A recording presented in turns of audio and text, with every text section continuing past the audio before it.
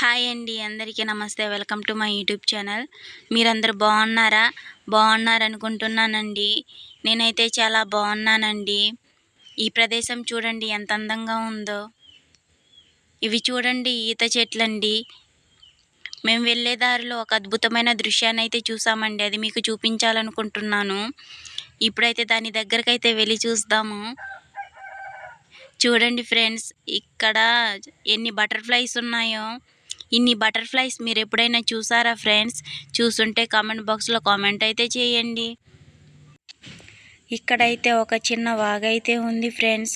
చూడండి ఆ వాగు ఎంత అందంగా ఉందో.